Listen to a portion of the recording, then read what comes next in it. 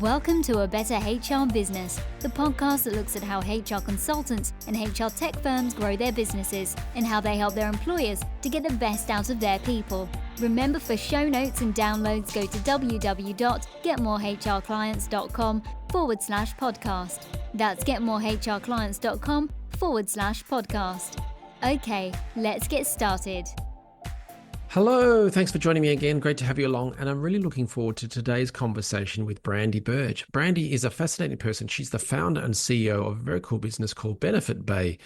And Benefitbay leverages a new modern approach to healthcare called ICHRA to allow employees to purchase individual health plans while maintaining the tax advantages of a group insurance policy. I'm keen to get into this and learn about the growth of the business. But firstly, Brandy, thank you very much for joining me today. Thanks for having me, Ben.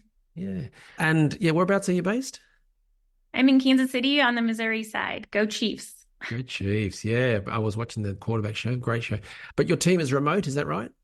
My team is remote. Yes, yeah. We're fully remote, and we're located in 18 different states across the U.S. Wow. Nicely done. Yeah. Nicely done. So, I want to get into Benefitbay, but do you want to set things up for us as to your background? Because you don't necessarily come from an HR or HR tech background. You're more from the financial management side of things, which is interesting and probably better for creating a business proposition that matches the needs of people, I think. So, do you want to just set us up and then we'll get into why you created Benefitbay? Yeah. My background's in accounting, and I really took a traditional route out of school, staff accountant through controller. And when I went back to get my master's degree, I focused a bit on that HR piece.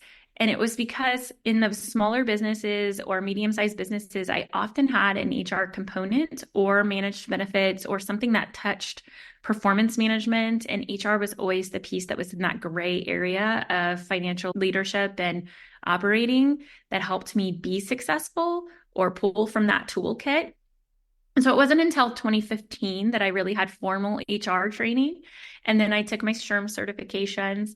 But what led me to be in the HR tech space was really that passion for benefits and individuals making choice. And then combining my financial leadership hat and acumen there for speed to quote and financial pieces of the fintech side of individual payments, but exposing them on a group channel for the employer, because we know everyone wants to look at the overall population and not drowned by administration, right? Yeah. So when you have a moving team, you could drown in administration if you don't have the right tools. Absolutely, definitely. As you're describing that move from the finance to incorporating some of the HR learnings in your studies, I had a little flashback to when I was involved in a business turnaround project, and I set up a program where we went around training the leaders and the supervisors in this business. I would look after the HR side, the management and process control sort of stuff. And then I had the CFO coming in and we were educating them on P&Ls and cost management because money was just pouring through this business. Didn't need to be. Yeah. Teaming up, it was great to get the yin and yang or something. I'm not sure how you'd phrase it, but it's a great combination to have. So it was smart that you did that. Yeah, I think so. I think it's the differentiator amongst great CFOs and COOs is that they understand that human capital piece. Yeah. Yeah. So then Benefitbay, tell us more about the product and who it serves. Yeah, the product is really servicing brokers, employers, and their benefits eligible employees. It's focused around individual coverage health reimbursement arrangements, which are known as ICHRA. And that really brings defined contribution to the market, allowing employers to set a defined bucket of dollars that's fair and equitable, that meets a certain level of compliance regulation for benefits. It is an ERISA capable benefit. So you have all of those additional compliance items, 1095 reporting and PCORI fees. So we solve all of that difficulty for an employer, but we also give a broker a speed to market quoting capability tools so that they can use it as their sales CRM. We want to make sure that ICHRA is quoted at every table or every renewal conversation, because it could save the employees and the employer money while bringing individual choice. So we want to make sure that quote is on every table when they look at their benefits each year. Got it. So how could it help them save money? Helps them save money because when you price an individual's health insurance based on their age and their zip code, and you don't expose a broad network or a broad diverse population to have to fit in one box, then a carrier is not having to say, how do I price the risk of all 50 US states with all varying networks, with all varying ages? with different demographics and socioeconomic statuses.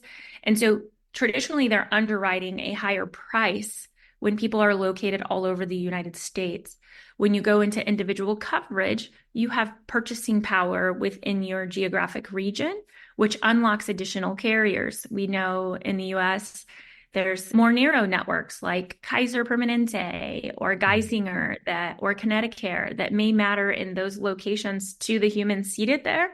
But if you're seated in Massachusetts, you can't use one of those products. So you need to be able to shop where your buying power is. It allows you to unlock a more favorably cost program for you and your family. What employers have had to do, though, is find something that will cover everyone, even if it didn't fit the nuances or allow access to care in specific areas. They had to do that. And so it priced them more expensive. In addition, in individual coverage health reimbursement arrangements, Medicare eligible go to Medicare, and then they're able to unlock additional products around supplemental cases of products to have a really premium product, but not drive the cost up for a 28-year-old on a program because they're 65. Right. So it's really about aggregating risk, and the risk becomes more tolerable in an individual product. And so the pricing is least expensive. And so a company, a large employer, can go via the broker or direct, is that right? So a lot of my competitors do direct. We are specifically a go-to-market through the broker channel. We believe the broker should be evaluating that entire employer population against self-insurance, against individual coverage, health reimbursement arrangements, against other products that could matter to them. And in addition, we want them evaluating the ancillary products year after year. And so we're not really in the consulting business. We're more in the technical healthcare tech, fintech side of the business, and we help support the broker. There are competitors that do go direct to employer, however. So then does that mean you can connect in the back end of other software programs, or is that something that's in the roadmap? Is that? Yeah, we do have one-to-many with the majority of the HRIS systems that are out there and the payroll systems. There's a few once in a while that we don't have that we come across in the sales cycle, but we do have the majority of those for the back end and the front end. We know that HR's got a lot of challenges. They're dealing with large moving populations, and so they're bringing on ads and terms from a recruiting platform. They don't want to go in and then have to enter something in Benefitbay. So we have that front end capabilities, and then on the back end, we have the capability to write back to payroll. And then in terms of getting the word out there about the business, you're mainly going through the brokers then, so it's a pretty crowded market. They're going to be pitched ideas all the time for different approaches, benefits, etc. What's your approach, A, to get in front of them, and B, to get your message through that Benefitbay is the way to go? Yeah, we really lean on that financial and benefit acumen.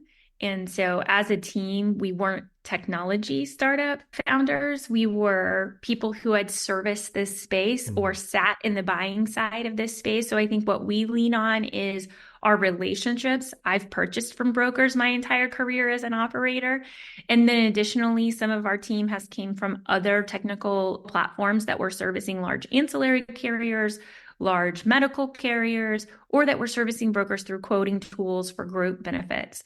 And so what we've done is brought together a group of experts, built a really good program that for the ecosystem services it really well. And I think that that's where we differentiate. A lot of people have came in and said, look, I'm going to disrupt the broker. I'm going to knock them out. I'm going to come in and steal their business. I'm going to build a relationship with the employer, and I'm going to deploy these individual products. They didn't solve for all the ancillary products. They didn't solve for the integrations. They actually create a lot of administrative lift for that employer. And the employer quickly realizes the value of their broker and goes back. So what we do is we really focus on being that partner of the broker. We focus on knowing that ICHRA doesn't fit at every table. So how do we help you ensure that you're reviewing it? And when it does, you're bringing it to the conversation. And how do we do that quickly so that we don't drown a broker firm in administration? So that's where we build our value. And I think that that's what's allowed us to differentiate in the market. It hasn't been tough to navigate brokers for us. I think because there is a solution they need, and quoting individual products is impossible outside of a tool set. Yeah. It's a slow spreadsheet. You've got to request a quote, wait for it to come back to you. And then if your client changes their mind, you've got to say, pivot the quote. Again. Yeah, they don't want to do that. So having that tool in the front has allowed us to really get to the table. Nice. And then in terms of practical ways of getting in touch with them? Is it just straight up business development, sending them messages and LinkedIn things, or is it ads? How are you doing that? Yeah, we haven't had a large budget to be Google adding or out there really with business development reps. So what we have done is we've concentrated on thought leadership in the market. So educating brokers on what ICHRA is, where it sits at the table, and then having a conversation with them after that talk. We do the same thing with employers, and we encourage them to ask their broker about ICHRA. And that's how we're nurturing the overall ecosystem. Sales is not something that I ever did in my past. And I like to more build the relationship rather than try to just offer them, gift cards and try to get a demo. We just don't see our value there. Our value is in thought leadership, and our value is in helping them consult their client. Yeah. And so as we help them do that or talk about cases live or demonstrate real examples, that's allowed us to make that sale happen fairly organically. And that's the way Benefitbay has grown. And what kind of thought leadership have you been doing? Is that speeches, written stuff? How have you delivered that? We've been doing CFO leadership councils. We've been doing HR, either local chapters or larger chapters. We've been doing National Association of Brokers for individual products. We've been educating those various channels by what can and can't happen, and fairly agnostically. We don't have a loyalty to any channel. We just want to get out there, spread the news. This is a new regulation that passed in 2020. We want to get rid of all the misnomers, right? And the things and the rumors that people hear, and help them to understand where it really fits and where it doesn't, and give them some of that data so that they can then think about Benefitbay in the future. Like, they didn't try to sell to me, they didn't drive me crazy, but I do have this case I want to go talk to them about. And that's how we've nurtured the market. Oh, that's handy. Yeah. So for other businesses in other fields where there isn't necessarily change or new legislation, it's sometimes hard to work some sort of angle, but where there are new regulations in place, it's, look, you got to do it. So yeah. And there's a lot of benefits and compliance executives at companies that want to stay on the top of this information. So going and leading one of those sessions immediately gets your brand out there and gets name awareness. And that's what we've done. I'll leave the marketing bit in a second, but curious to ask you, as a former accountant, CFO, those types of roles, now that you're a CEO, how do you manage or measure your marketing efforts and your business growth efforts? Do you have a dashboard you use? Do you report on things differently that maybe an HR person would do it in a different way? Yeah, I mean, we do look at leads and prospects, and we do try to calculate a return on investment of a specific program. So if a referral says, I saw you speak at SHRM, we'll track it back to that. We'll log it. More, we do track our actual brokers and how well they're doing from the moment they sell with us, because we want to know, where is our value? Do we actually deliver value? Are they able to gain market share? And so I don't know, if someone wasn't a finance person, they may not be looking at their expansion revenue numbers as detailed as I do, because I want to know that broker becomes our sales channel. And I want to know, how well are they doing selling in the market? How well is our platform helping them win these cases? And I also want to know if they ever get disrupted, right? If they've lost the broker of record to someone else, like, how did that happen? So I'm more researching, how great of a partner are we being to the broker? And I think we really differentiate there, because most of our competitors will play in both lanes. They don't pick a lane. They'll service a broker sometimes. They'll go direct to employer sometimes. They'll cut the broker out sometimes. So we stay really tried and true that the broker is our sales arm, and we want their tools to help them do business, and we want them to do business transparently. So we want that employer to know how much this costs them, how much the other plan would cost them, who's getting paid what dollars, where are they flowing to? And so I'm always really excited about that. I'm excited about the customers staying with the brokers for a long period of time, because that means Benefitbay is doing a great job servicing both the broker and the employer. So those are the stats I look at, because if we're doing a great job as a business, we're going to get referred. And referral business comes a lot faster than trying to go out there and pound the pavement. Absolutely.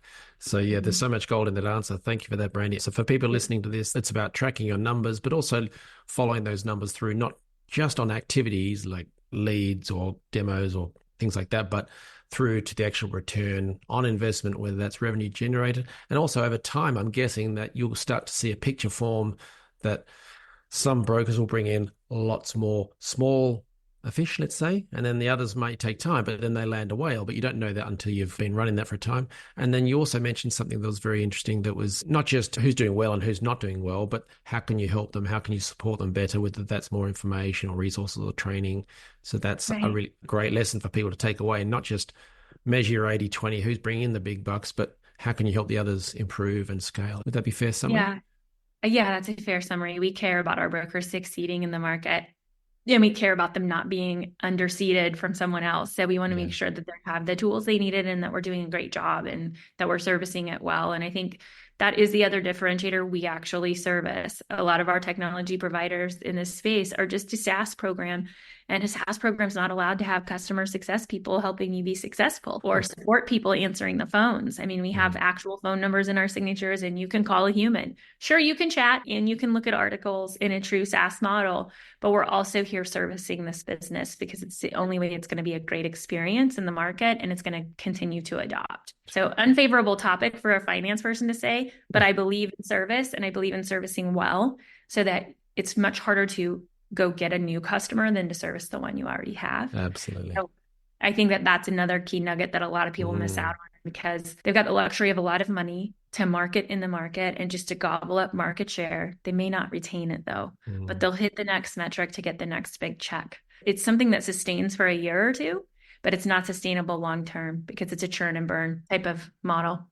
Yeah, it's really good advice. So avoid the shiny object syndrome of, oh, let's go get more customers and clients without necessarily looking after the ones we've got. I remember a business director saying, look, if we just stopped bringing in new customers and just looked after the ones we've got better, we'd be making way more money, much more profitable. So yeah, it can be I've very been effective. a CFO in a company that I was brought into to evaluate, and they were putting on a ton of new customers, but they were leaking so many customers and churn on the back end. So they really weren't growing year over year. And that's really, if you're in a not very big market or industry, it's not sustainable. You will literally hit a wall, right? If you can show them the numbers of what you're losing out the back end, what you're gaining on the front end, you will eventually just churn the market, right? And people aren't going to come back. Yeah, the reputational damage. The lesson, focus on fixing whatever's broken before you continue to grow on. And I think it's probably been the most disheartening thing in our industry. We take over a lot of competitors' groups. They've not been serviced well. The employers have made the courageous decision to go to individual coverage and allow their humans to choose. And then their humans haven't been taken care of. And that's not something I want our industry doing. And I want to call to action for everyone to get better because we're not going to get to the market change that we want to improve U.S. healthcare with choice if we're doing it bad. So if we're doing it poorly, or if employers are having to switch vendors, and all of that is painful, right?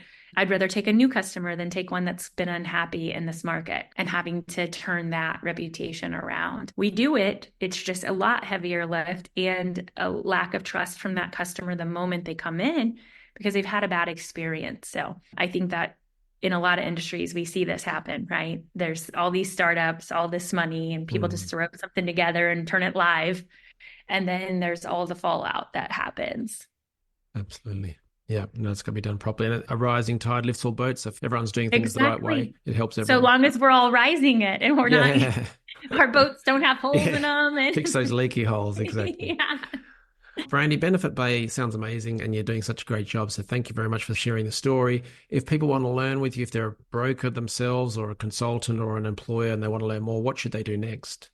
Yeah, they should really go to sales@benefitbay.com if they want to learn more as a broker. If they're an employer and just want to have some education around what does individual choice look like, what are some case studies, just hit benefitbay.com as a website. If you want to learn more about me, I'm, a female CEO who does things non-traditionally. I've came up the ranks non-traditionally. Just follow me on LinkedIn, Brandy Birch, Burch. And I think we will improve U.S. healthcare. It's going to be a slow turn. It's a cruise ship. It's not going to turn on a dime, but we are going to improve it with choice and with consumer decisions. Good for you and amazing job you've done so far. So all the best for you and the business in the future. Thank you so much, Ben. Thanks for having me. Thanks for joining us today on A Better HR Business, the podcast that explores the world of HR consulting and HR tech businesses. For show notes and downloads, go to www.getmorehrclients.com/podcast. That's getmorehrclients.com/podcast. Remember to subscribe and share the show with any friends who are busy growing a HR business. Thanks, and see you next time.